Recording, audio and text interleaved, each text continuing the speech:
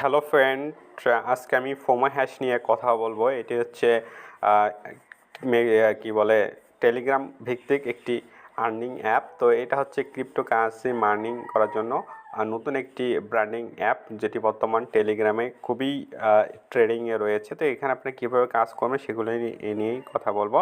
তো এখানে আসার পর আপনি ইনস্ট্যান্ট যে মাইনিংটা আছে এখানে ক্লিক করবেন।